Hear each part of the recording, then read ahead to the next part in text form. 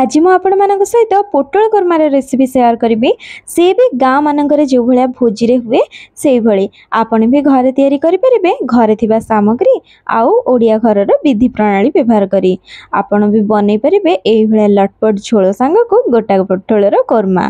तो डेरी कहीं निश्चिंत यहाँ को आपण पूरा देखंतु केमिति मु सब बतनेछि आपन को सब विधि याद शेयर करी टिप्स शेयर करी सबको फॉलो करके बनैले पूरा ये भाया भोजी भाया पोटल कर्मा बनिबो। आ रुटी परोटा पूरी नान कि जीरा राइस सहित आपण घरे बनैके एटा परिवार सहित एंजॉय करके खाई परिबे।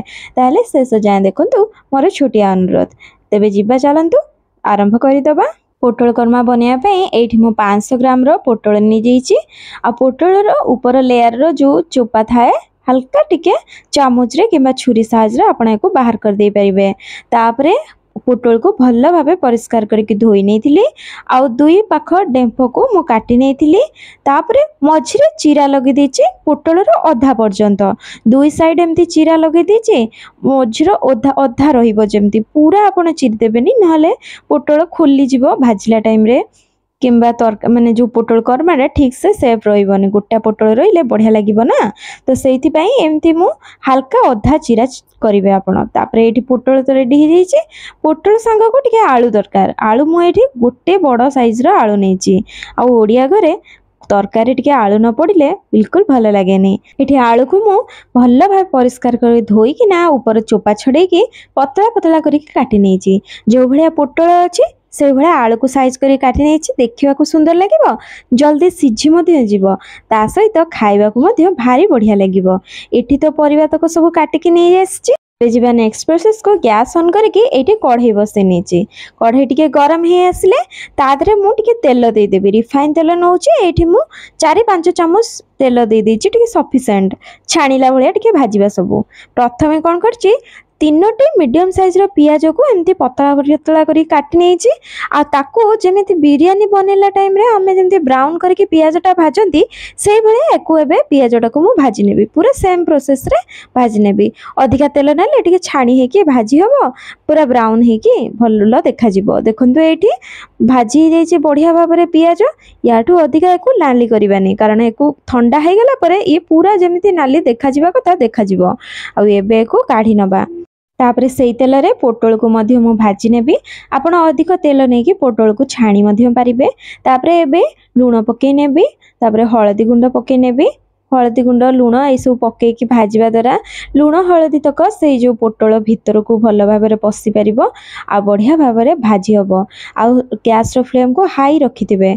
हाई फ्लेम रे भाजवा द्वारा पोटल कलर भल आसब। ता सहित पोटल गुड़ा अधिक सिझिकी भाजी हेबनी गोटा गोटा रहिले भल लगे। एपट सेपट करना जेहेतु मु भाजुची तो एपट सेपट करना दुई पट को पाख को भल भाव में मु भाजी नौची। जमीती मु कहली आपण पोटल को छाणिकी करें छाणिले बेसी समय लगनी जल्दी हो किंतु मु भाजिकी जेहेतु करुच्ची तो दुई पाख भल भाव में सिझा दरकार। तो एपटे मु भल भाव सिझेकी भाजी नहीं एबे को काढ़ी नेबे सब तो पोटल काढ़ी सारा पर एबे आलू को से तेल रे पकईकिना भाजी नेबी जेहेतु हाई फ्लेम रे आलू को हाई फ्लेम रे ही भाजबे। हाई फ्लेम रे जेहेतु भाजुची कढ़ई रे जो हळदी गुंडटा जो लागिकी टिके पोड़ा टाइप रो देखा जाउची किंतु बिल्कुल भी पोड़ीनी। एभली भाव में आप हाई फ्लेम रे आलू को भाजी नेबे। ये आलू भजा हो जाइए भल भाव में हाई फ्लेम रे भाजिया द्वारा बेसी सिझेबा दरकार नहीं कारण आगो को आउरी सिझिबो। एबे आलू तक को बाहर करदेबी। चलतु नेक्स्ट प्रोसेस को जीवा। एबे नड़िया क्षीर तैयारी करबा। एई पोटल कर्मा रे नड़िया क्षीर होची सबुठार गुरुत्वपूर्ण जिनस तो निहाती आपण पकेबे स्किप करिवेनी। एठी मु गोटे बाउल नड़िया कोरा नि जाइछि एटा पाखापाखि गोटे फाळे नड़िया मु कोरिथिली तापरे अल्प टिके एथिरे पानी दे देकी ताको ब्लेंड करनबा। एमती ब्लेंड करला परे नड़िया क्षीर आपे आपे बहुत सहज रे बाहरी आसीबो। आ एठी ब्लेंड करके नै आसीछि एबे को छाणी के अलगा करदबा।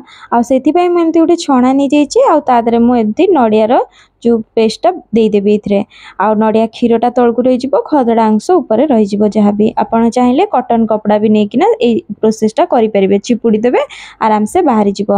ये मुझे चामच रे प्रेस करी नड़िया क्षीर गुड़ा बाहर कर नौची। तापर जो खदड़ा अंश ऊपर रहीगला एक आप बिल्कुल फोपाड़े पिठा सहित अरुआ चाउल सहित बाटिकी पिठा करदे ना चकुली करदे ना या चीनी देके आप परोटा भी बनैकी खाईपर पुर दिया नड़िया कोरार परोटा बहुत बढ़िया लगे। तो एबे ये क्षीरटा तो इजिली बाहरी गला देखूँ ये भाव में आमको गोटे बाउल क्षीर दरकार। एठी देखंतु बढ़िया भाव में गोटे बाउल हो गला फाळे नड़ियारू केते सुंदर क्षीर हो जाइछि देखंतु। आउ एठी को मु साइड रखुछि। नेक्स्ट आपण जिबा मसला बाटिबा सेति एठी मु गोटे बड़ चामच चारु मगज गोटे बड़ चामच पोस्त दाना और 5 ରୁ 6टी काजू को अध घंटा हेलाणी पानी रे भिजेकी रखि नेथिली जहा द्वारा कि बहुत बढ़िया भाव में चिकन हेके पेस्टटा बनिबो। आ एठी देखंतु बढ़िया भाव में देखन चिकन हेकी पेस्ट बनी गला एको रखिबी साइड रे।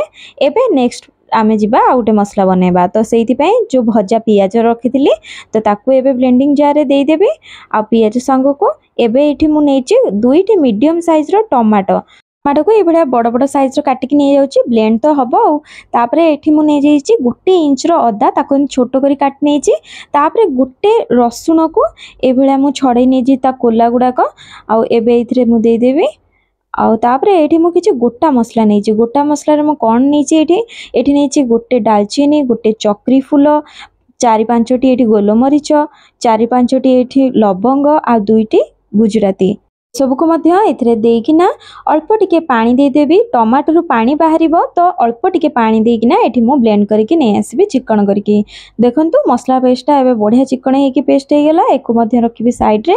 एबे गोटे पाउडर मसलार मिक्स बनेबा। तो सेठी पई एठी गोटे छोट चामच जीरा गुंड नीचे छोट चामच धनिया गुंड नीचे टिके राग पई लंका गुंड नीचे कलर पई किना काश्मीरी लंका गुंड गोटे छोट चामच नीचे हळदी गुंड अल्प टिके नीचे तापर टिके पानी देकिना एको मु गोळे नेबी। एभला आगु जदि आप गोले देबे मसला टाइम रे सेटा पोड़ीबनी तली लागीबनी आ बहुत बढ़िया कलर मध्य आसीबो।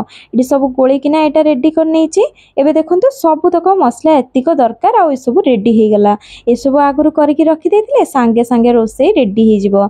तेबे चलतु ए बनैबा। तो से गैस उपर कढ़ई बसई नहीं कढ़ई टी गरम है 3 बड़ चामच रिफाइन तेल दे देछि तापर एथिरे गोटे छोट चामच जीरा दे दोछि गोटे सुखिला लंका दे दोछि राग केते खाइबे आपनक हिसाब रे देबे। तापर जेतेबेले आमे पाउडर मसला मिक्स करथिले सेथिरे भी मु राग लंका पकेइथिली जो गुंड आपण भी चाहिले सेठी भी अधिक बढ़े किना कम करकिना दे परिबे। तापर सेही मसला गुंड जो गोळी की रखिथिली एबे से तेल रे दे दोछि आ तेल रे को देला परे बढ़िया टिके कस नबा टिके तेल छाडी आसे पर्यंत आ ये मसला गुंड को यही टाइम रे पकेले भल कलर आसे कारण जो काश्मीरी लंका गुंड और हलदी गुंड पड़ी बढ़िया कलर आसे देखि पारछंती ना केते बढ़िया कलर। तेल छाड़ी आसलानी एबे इथिरे दे देबी भजा पियाज टमाटो आ गरम मसलार पेस्ट तापर टिके तादरे से जगह को धोई पानी दे देबी आउ लो टू मीडियम फ्लेम रे मसला तक को कसी नेबी मझे मझे एपट सेपट करुथिबे। जेहेतु टमाटो पकेली सेति पई टिके लूण पकेली जल्दी जारी हे कि बढ़िया भाबरे कसी जिवो। बढ़िया भाबरे जारी हे कि कसिया पई टिके घोड़े नेबे आ मझे मझे किंतु एपट सेपट करिया को भूलिबेनी नहले तळी लागी जिवो मसलाटा। तो एपट सेपट करके तेल छाड़ी आसिया पर्यंत ये मुझे भल भाव में कषि नहीं एबे चारु मगज काजू आउ पोस्तर पेस्टा को एक से जगह टिके धोईकी पानी दे दूची आउ ए जो पेस्टा पड़िला एबे ई खाली तळे लागि जिवो पूरा ठीक हे जिवो तळे न लागिया पई एठी मु आउ टिके पानी दे दूची आउ मीडियम फ्लेम रे एको मु एपट सेपट करकिना कषि नेबी। आपण मझिरे मझिरे निहाती चलेबे नल नै से लगी जीवो। मुझे टिके घोड़े नौचे आ मझे मझे एपट सेपट करकिना एठी मु कषि नेछि 2 ରୁ 3 मिनिट पर्यंत एठी एगुडा कषि नेला परे एबे एठी मसलाटा देखंतु तेल छाड़ी की कषि आछि।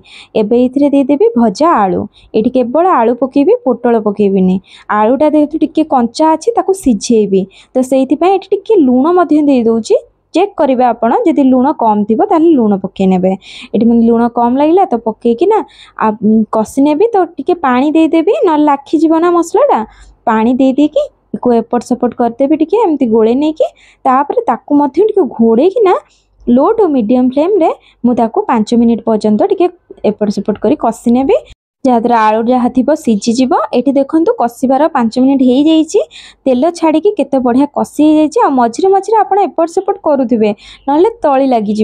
तो देखूँ एबे मुझे दे दूची पोटल पोटल को जब आलू सांगे दे था पोटल पूरा खोली जाता सीझी जाता अधिक। तो ये बेसी सीझिले पोटलटा खोली गले भल लगे ना पोटल कर्मार गोटा गोटा पोटल बढ़िया लगे पोटल को देकी ढांकी देती आ घोड़े सारापर टिके फुटी आसला परे पोटल ये बढ़िया भाव में सब हो जाइए। एबे लास्ट को देदेवे नड़िया क्षीर आगुरी पकेबेनी, नड़िया क्षीर सब बेले लास्ट देवे। नड़िया क्षीर दे सारा पर मीडियम फ्लेम रे एक मुझे गोल देवी। तापर टिके बढ़िया बास्ना आसापी ये कसूरी मेथी टिके हाथ में एमती रब करकिना पकई नौ। तापर एक कभर करदेवी 1 ରୁ 2 मिनिट पर्यंत मीडियम फ्लेम रे फुटिया देवी। आ नड़िया क्षीर पकई सारा पर बेसी समय फुटेबेनी, 1-2 मिनिट ये देखो हो जाइए। बर्तमान पूरा रेडी हो जाइए तरकारी, बहुत सुंदर भाव में मसला तक को पोटल सहित मिक्स हो जाइए, बढ़िया देखा भी जाऊँगी। एबे ऊपर टिके कटा धनिया पत्र दे दउची, बहुत बढ़िया बास्ना आसीबो ता द्वारा। आउ एबे देखंतु प्रस्तुत हे गेला पोटल कर्मा। ए भलिया लटपटिया गाँवली स्टाइल रे पोटल कर्मा निहाती घरे थरुटिए बनांतु। आ केमिति लागिला मते कमेंट माध्यम रे निहाती जणेबे। देखंतु आलू केते सुंदर भाव रे एठी सिझी जाईची। आ पोटल को मध्य मु आपण मानको देखौची मसला गुडाक केते भीतर को पसिकिरी केते सुंदर भाव रे पोटल मध्य हे जाईची। आपण एको ए भलिया बनेकी थरे ट्राई करंतु, केमिति लागिला कहिबे। ताले रहिले पुणी आसीबे एक नुआ रेसिपी सहित। भले रुहंतु, खुशी रुहंतु। धन्यवाद। जय जगन्नाथ।